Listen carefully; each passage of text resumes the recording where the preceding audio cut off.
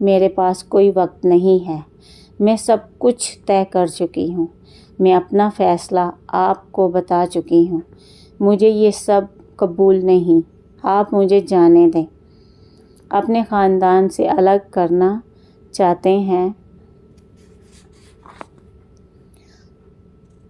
کر دیں، جائیداد سے محروم کرنا چاہتے ہیں کر دیں، میں کوئی اعتراض نہیں کروں گی، مگر میں کروں گی وہی جو میں آپ کو بتا رہی ہوں۔ میں اپنی زندگی کے راستے کا انتخاب کر چکی ہوں، آپ یا کوئی بھی اسے بدل نہیں سکتا۔ ایسی بات ہے تو تم اس گھر سے نکل کر دکھاؤ، میں تمہیں جان سے مار دوں گا، لیکن اس گھر سے تمہیں جانے نہیں دوں گا، اور اس وکیل کو تو میں اچھی طرح دیکھ لوں گا۔ تمہیں اگر یہ خوش فہمی ہے کہ کوئی کورٹ یا عدالت تمہیں میری تحویل سے نکال سکتی ہے تو یہ تمہاری بھول ہے۔ میں تمہیں کبھی بھی کہیں بھی جانے نہیں دوں گا۔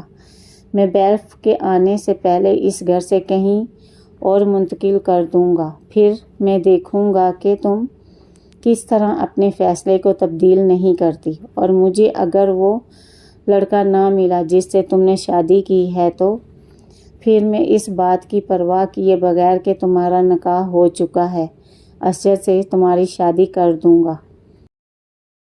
میں اس شادی کو سرے سے ماننے سے انکار کرتا ہوں۔ تمہاری شادی صرف وہی ہوگی جو میری مرضی سے ہوگی، اس کے علاوہ نہیں۔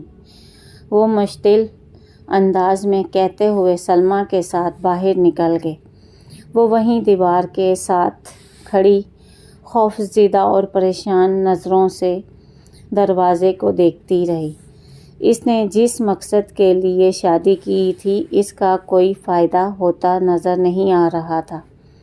ہاشم بن احمد اپنی بات پر چٹان کی طرح اڑے ہوئے تھے۔ بیچاری امامہ بی بی، ناصرہ نے سالار کے کمرے کی صفائی کرتے ہوئے اچانک بلند آواز میں افسوس کا اظہار کرتے ہوئے کہا۔ سالار نے مڑ کر اسے دیکھا۔ وہ اپنی اسٹڈی ٹیبل پر پڑی ہوئی کتابوں کو سمیٹ رہا تھا۔ ناصرہ اسے متوجہ دیکھ کر تیزی سے بولی، بڑی مار پڑی ہے جی کل رات کو۔ کس کو مار پڑی ہے؟ سالار نے کتابیں ایک طرف کرتے ہوئے کہا۔ امامہ بی بی کو جی، اور کسے؟ وہ کتابیں ایک طرف کرتے کرتے رک گیا اور ناصرہ کو دیکھا جو کمرے میں موجود ایک شیلف کی جھاڑ پونچھ کر رہی تھی۔ ہاشم بن نے کل رات بہت مارا ہے اسے۔ سالار بے حد محظوظ ہوا۔ واقعی؟ ہاں جی، بہت زیادہ پٹائی کی ہے، میری بیٹی بتا رہی تھی، ناصرہ نے کہا۔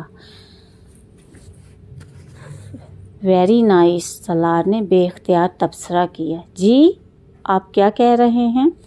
ناصرہ نے اس سے پوچھا۔ کچھ نہیں۔ مارا کس لیے؟ سالار نے پوچھا۔ اس کے ہونٹوں پر موجود مسکراہٹ ناصرہ کو عجیب لگی۔ اسے توقع نہیں تھی کہ وہ اس خبر پر مسکرانے لگے گا۔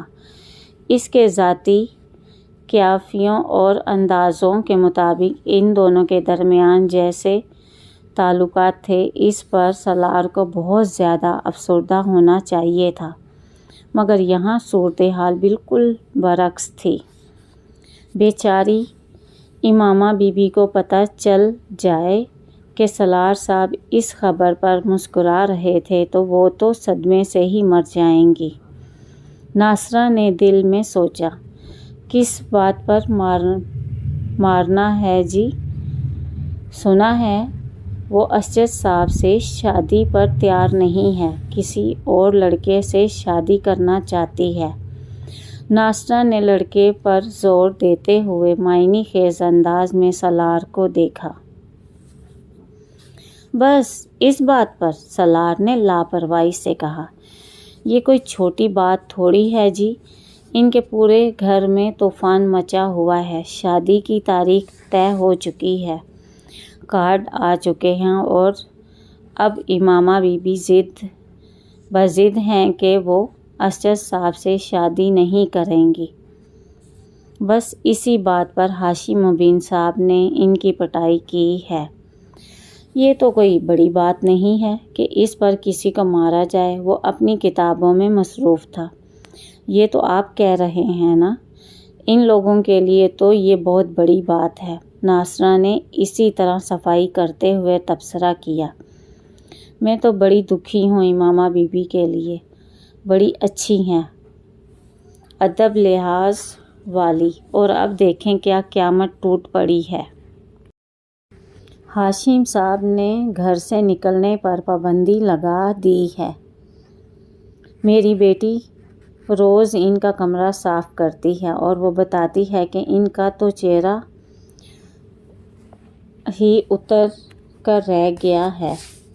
ناصرہ اسی طرح بول رہی تھی۔ شاید وہ لاشعوری طور پر کوشش کر رہی تھی کہ سالار اسے اپنا اور امامہ کا حمایتی اور طرفدار سمجھتے ہوئے کوئی راز کہہ دے، مگر سالار احمق نہیں تھا اور اسے ناصرہ کی اس نام نہاد ہمدردی سے کوئی دلچسپی بھی نہیں تھی۔ اگر امامہ کی پٹائی ہو رہی تھی اور اسے کچھ تکلیفوں کا سامنا کرنا پڑ رہا تھا تو اس سے اس کا کیا تعلق تھا، مگر اسے اس صورتحال پر ہنسی ضرور آ رہی تھی۔ کیا اس دور میں بھی کوئی اس عمر کی اولاد پر ہاتھ اٹھا سکتا ہے، وہ بھی ہاشم مبین احمد جیسے امیر طبقے کا آدمی؟ حیرانی کی بات تھی۔ سوچ کی ایک ہی رو میں بہت سے متضاد خیالات بہہ رہے تھے۔ ناصرہ کچھ دیر اسی طرح بولتی اپنا کام کرتی رہی، مگر پھر جب اس نے دیکھا کہ سالار اور اس پر گفتگو میں کوئی دلچسپی نہیں لے رہا اور اپنے کام میں مصروف ہو چکا ہے تو وہ قدرے مایوس ہو کر خاموش ہو گئی۔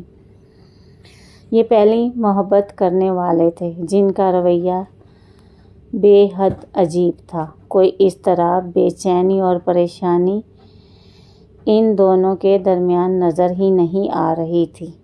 ایک دوسرے کی تکلیف کا بھی سن کر شاید امامہ بی بی بھی ان کے بارے میں اسی طرح کی کوئی بات سن کر اسی طرح مسکرائیں۔ کون جانتا ہے؟ ناصرہ نے شیلف پر پڑی ایک تصویر اٹھا کر صاف کی۔